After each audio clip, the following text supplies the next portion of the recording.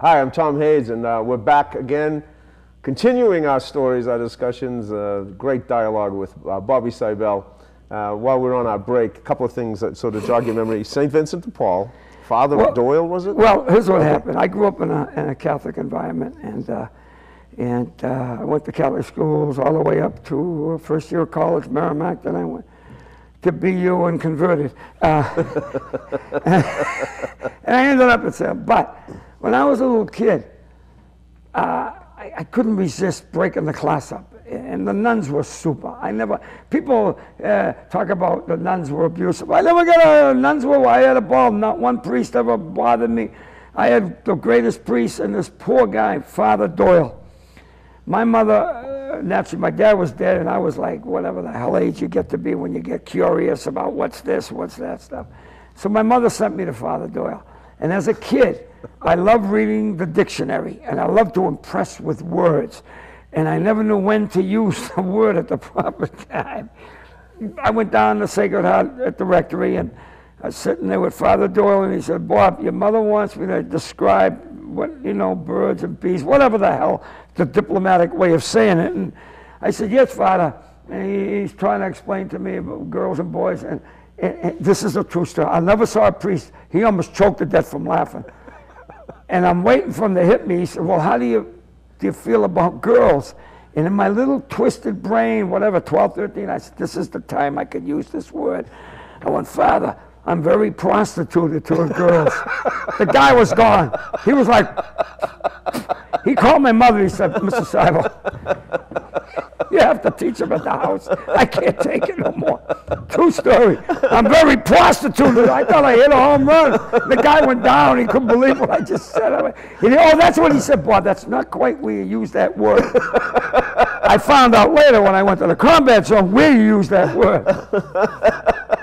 Now, were you trying to say predisposed? What was the word? No, I don't know what the word prostitute, girl, prostitute. I couldn't get the damn thing right. So what was the thing about St. Vincent de Paul? Okay.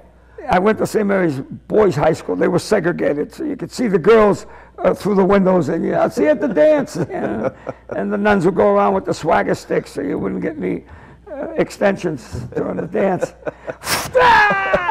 So now, they had a St. Vincent de Paul drive, which was a charity for clothes. And we would store all the clothes in the basement of St. Mary's, the large church, not the chapel. And so, again, I'm sorting clothes. And I'm looking, and I come up with this full, now you gotta remember we're talking 57, full army uniform. And in my twisted brain, the guys, it was Romano. I'll never forget this. I'm in the basement, and you dare me, and I'll do it. And enough of the guys knew that I'm nuts. I dare you to go back into the school, right? And go around.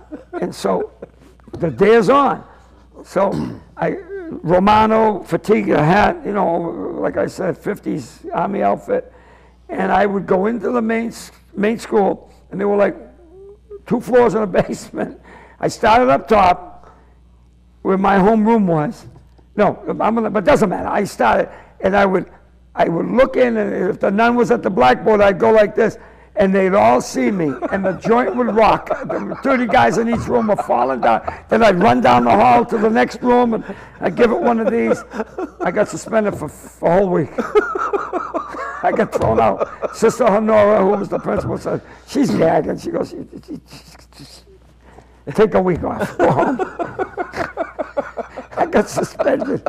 And I had to turn in the Army fatigues. I was very upset. Now that reminds me, we worked, the last time we worked together between the last set of shows and this show. Yeah. Okay, now you have to tell the story of the Goodwill getting inside the... Oh wait, June. Now, the lady I go out with lives in Beverly. I live in Newburyport. And she came up to my condo and to pick me up because she's got a Subaru and I drive a Hyundai. So she doesn't like the Hyundai. I don't know what it is. It's got wind-up windows, 8-track tape. What the hell you want? What more do you need? So now she goes, I'll pick you up. And she's got the Subaru Forester or Backtrack or whatever they call it, stupid thing. She came up the steps, she goes, and I said, the keys are in the closet. She opens the closet. And Fibber, McGee, and Molly, remember that, the closet? And she goes, you're going to clean this thing. It's a fire hazard. And she's right. I still have my Army fatigues in there from the 60s. I had Nehru suits because everything is a cycle. So I know they're coming back. Sammy and David Niven, but now they're coming back. So I got like 3 Nehru suits, Army fatigues. Dungarees, third world people sent back from Nigeria. We'd lose our self-respect if we wore his clothes. So now, I'm the only guy that gets care packages sent back, rejected. So now, I said, yeah, but they're all personal. She goes, what? Just do this, and it's true. Get a big green leaf bag. Don't even look. Just go in there and just throw it. One morning, I just woke up. She's right. Something could happen. So I went in, bang, everything's gone. So I went down the street. We're in Newburyport, there's a school, and there were 2 Goodwill boxes there. So I went over, it was like in the morning, 7:30, and I went over and I got this bag, and I opened the box, and there's a plate, and push it, and boom, I said, that's done. I don't know, I know it's in there, it's gone.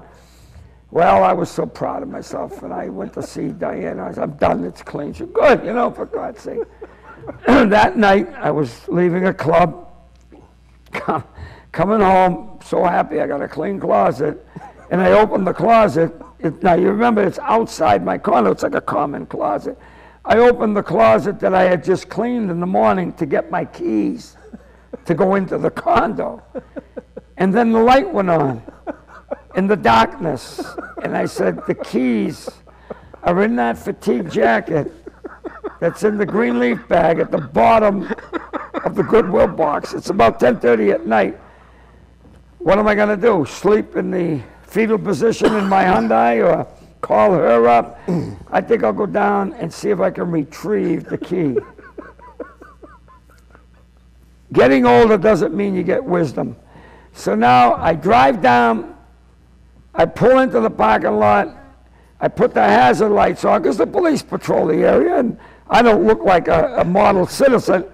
So I go over to the Goodwill box.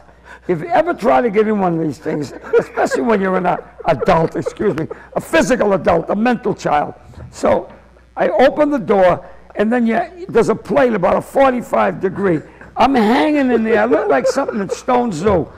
And I'm hanging down, and I'm trying to find the bag. And there were all these little kitchen bags, with the red ties on them. And I goes, oh, my God. There's got to be 15 more bags that were here in the morning because I heard it hit the floor, so my bag's way down the bottom. What am I going to do? I can't get in this thing.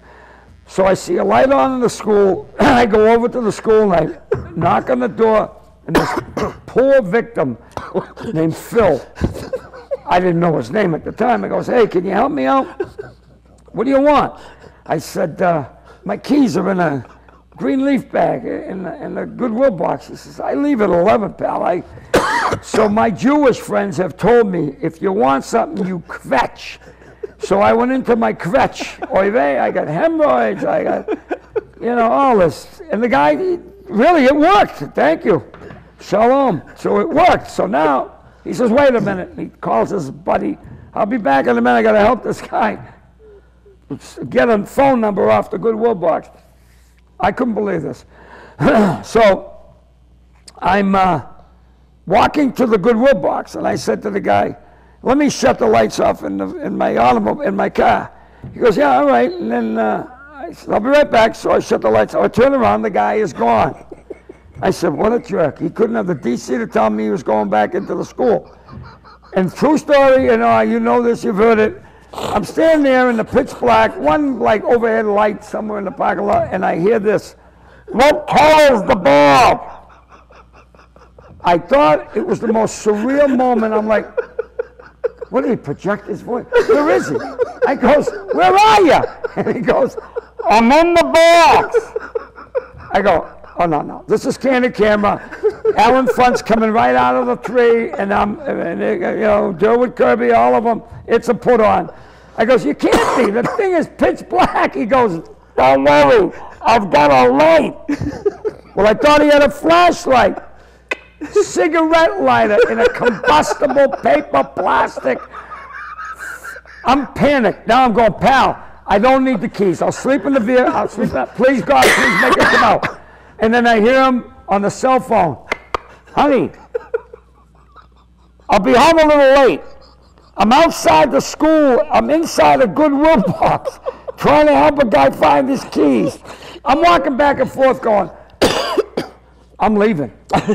I'm leaving. There's going to be a problem here. I'm out of here. Next thing I know, true story, first bag comes out, and I know mine's the green one, and I haven't got the guts to tell him he's got to go through 15 to get to that green one.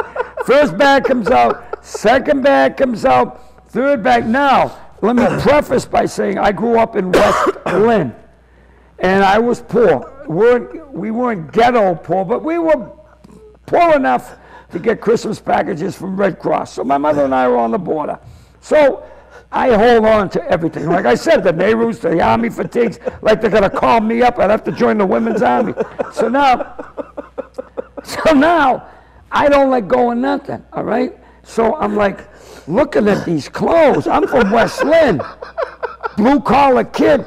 This is Newburyport. All these donations were from pretty affluent people. So I'm looking over and I snap the bag open. I go, wow, Diana, I love this beautiful jacket. And if you can notice the pants I'm wearing, beautiful pants and shirt. I mean, I don't buy this kind of nice material, so I'm good to go for the rest of my life.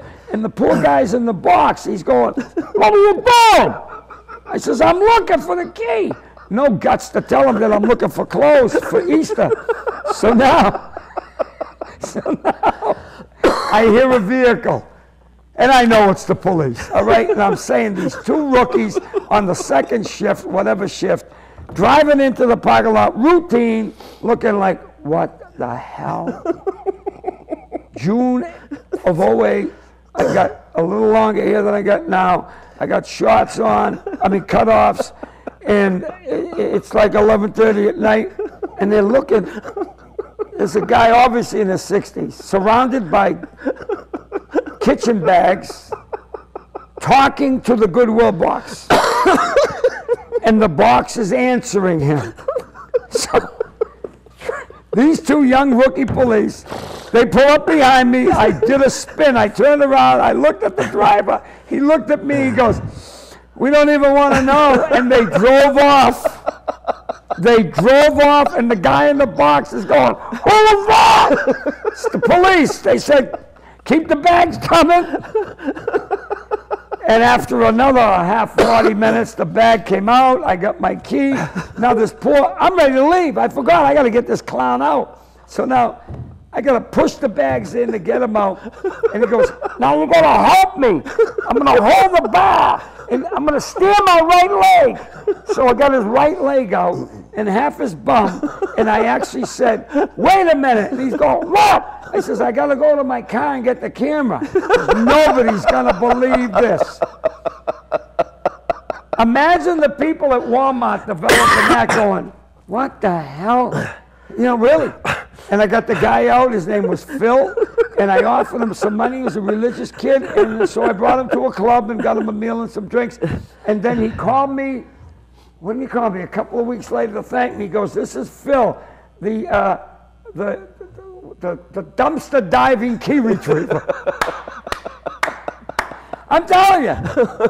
You know, like I was looking for that routine, and it was so funny. And that guy is still a friend of mine, you know. He calls me sometimes, you got your keys? I go, I'm all right. Again, insanity. As they say, you can't write that You stuff. can't write it. I I'm like, nobody's going to believe it. In the first few nights I threw it out on stage, people go, that's funny. No, it happened last week. People go, wow, where do you live? I live in a little house. Oh, Tommy. Well, on and on. That leads me to another clothing story. It'll take a while to get to the clothing story, but I was with you. What was the name of the critic for the Boston Globe? He had a place out in Framingham Club, and we used to work that Spinoza, whatever. Okay, go ahead. Yeah. Anyway, he had this little restaurant, and downstairs they did the comedy. So I walked in on a night when you had taken a date, and what's her name, Donna? Is it the Donna? Oh, God, yeah. Okay, so here you are sitting with this voluptuous blonde, and she's hitting on you, and it was a sketch, because I got to sit down with you guys, and she's hitting on you on how you need a relationship. And you're telling her, no, I don't. I've had enough. I don't want any more women. It's out of the question. She said, come on, Bobby, you know, you need some fun. Am I right? She's hitting on you, and I'm looking at her. She's all over this guy. She wants him. She's hitting on him. No, I'm done. I tell you, it's over. I don't want nothing. And I'm look at him struggling. But I know you're dead. You're a goner, because she's going to get you. I mean, it was a matter of time. And so we had a great night that night and everything. But the relationship developed over weeks. Not even didn't take long, did it? No. All right. Okay. Should I pick it up? Yeah. Go ahead. I was involved in a triangular situation. The other gentleman was a friend from childhood. It almost broke our friendship, but it all ended up okay. And this young lady was... Oh, I didn't know that you knew. This is Jack. Did I get the name? Was it Jack? The guy she was dating? I think it was. Oh, my God. And you were friends with him? Yeah. As well as... No, Jackie. Oh, yeah. Okay, go ahead. Okay. So we got into this contest, you know. It's like... two bulls and So now, the relationship would go because the poor lady couldn't make a decision and all this insanity. And then she would throw the guy out, and then I got to backtrack a little bit. So you started dating exclusively her for a while. Yeah. Okay. Yeah. So she was done with Jack. Yeah. Okay. So you got really hooked in. Yes. And you were living with her. No, I was. Well, okay, so you were spending nights with her. You were sleeping there. Yeah, okay. Yeah. So you go out of town to do it. And he comes back. Yeah. Well, one night. You had been dating her 3 months. So you're seeing her almost every day, having a great time. You go out for one night to do a gig. Jack is back. Jack is back. After one night. Okay. You call me and say, Jesus, I didn't know she's got abandonment issues, right? Oh, God. The road less travel. One night, you take off. I was going for psychology classes. So now, this went on 10 different times. I know, because you would call me every single time. She did it again! You folks realize my life is not private. So I'm going to cut to the chase. Okay, go ahead. So now this went on many, many, many times until I said, I'm done. But when Jack would get thrown out and I would come back, she would give me all his clothes. And Jack was a meticulous dresser. He bought his clothes at very beautiful male haberdashery. Mine, more or less third world. I'm on Route 1 at the Salvation Army. I'm not lying until I hit the dumpster jackpot. So now, people think I'm lying. So now, when Jack would get thrown out, I get all his clothes. And when I get thrown out, Jack never took any of my clothes because they'd always be there. Well, fast forward. You ready? Fast forward. We were going to a funeral of a mutual friend. And by then I hadn't seen the lady for a while, and Jack hadn't seen the lady for a while. But I was walking toward my buddy. We reconnected in a friendship way. He's walking toward me, and I'm walking toward him, and he looks at me and goes, nice clothes. From top to toe, it was all Jack. I mean, I didn't wear no herringbones, and I looked damn good. I'm telling you. You can't beat it. Well, the way you Insanity. explain it to me in the middle of it all, Jesus, I mean, you'd be heartbroken.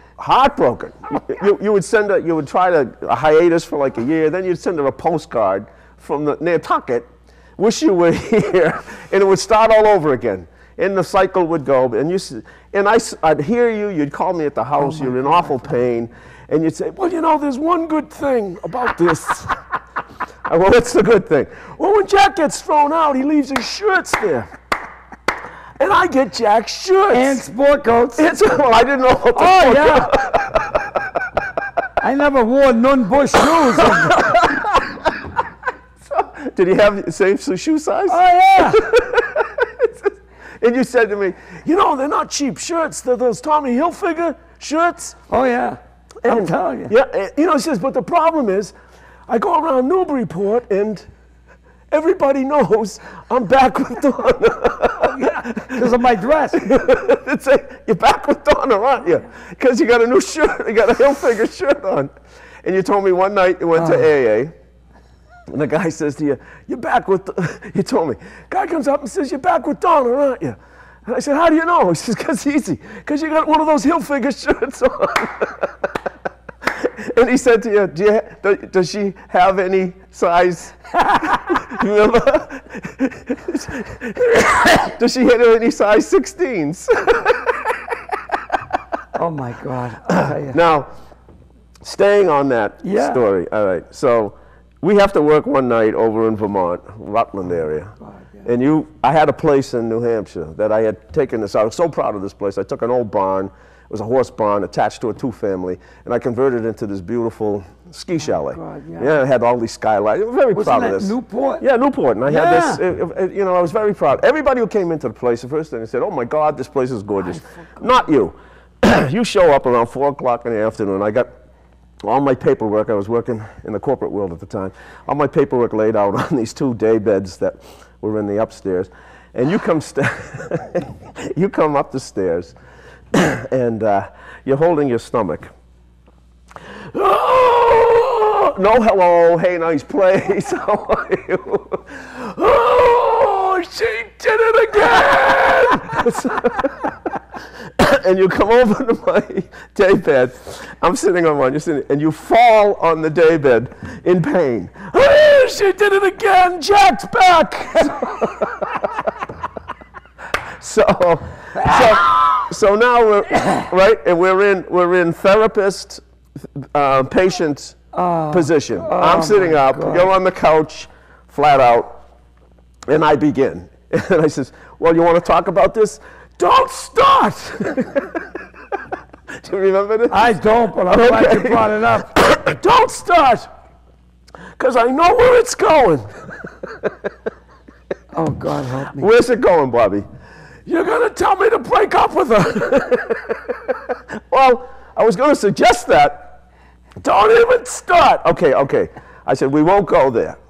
I says, but have you ever thought that since she's dating other guys, maybe 1, maybe 2, we don't know, maybe you might at some point decide that you may want to date some other people? You remember what you said to me? No, but go ahead. Oh, jeez, I couldn't do that. I said, why not? Because if Donna ever found out, she'd break up with me. Oh, God.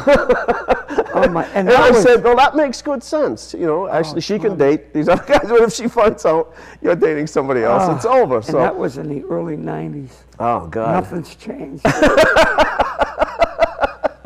That went on for quite a while. 4 years of madness. Oh yeah. And it's funny, like the girl I'm with now is like the most stable, you know what I mean? You never know. And this one, the story with Diana, I dated her. We talked about the last time that after 40 years, she... Like 44 years, she kept You told her, I knew you'd come... I knew she'd come crawling back, but it's so funny, it's been stable. I'm like, wow, it's been 8 years today. God, that her and I have been going out together after 44 years, that she was wandering around looking for me. But she couldn't recognize you because you had a hill figure. Her daughters are so funny. She's got 3 daughters, and when Rob had that chateau up in New Hampshire, Diana's second husband, who passed away in '03, was a quiet, handsome, quiet man. What a change in taste that Diana developed. But he was a knockout, good-looking guy. But he never said 3 words in a month, all right? So Diana says to the daughters, you got to go see Bob perform, okay? When they came to see me perform, Diana said to her daughter, what do you think of him? They said, wow. They said, what a difference from Paul. For the first 6 months, we didn't know Paul could talk. You know, and I'm like, how you know? Jesus. And this is bang, and it's off and running, but it's true. I don't know, my whole friggin' insanity. 2 marriages later, no, you know, like I say. Well, that was quite a time. It was insanity, well, and that's without drinking and drugging. I used to say things would get better. God Almighty. So now let's get to the planes, because many passions. You love astronomy, you love planes, you love jazz, you love all kinds of music. The diving thing. When I started scuba diving. Oh, that too, yeah. Yeah, when how old am I now? I'm 70. I was 60 when I got my ticket. And the funny thing is, they wouldn't give me my open water up here because I had just had throat surgery. Oh. And they said, no, you can't go, the pressure. I said, the hell with it. So I got on a plane and flew to Malaysia. Oh yeah, I'll show you. So when I got to Malaysia, I got certified to dive in Malaysia. So on the card it says Malaysia. People go, what the hell? He got certified indoor in Danvers, Mass, and then he got the outdoor in Malaysia. Right. So I mean, it's just incredible. But scuba diving has been a lot of fun. You know, Galapagos, Indonesia. I'm going to Honduras in 3 weeks to do some diving down there.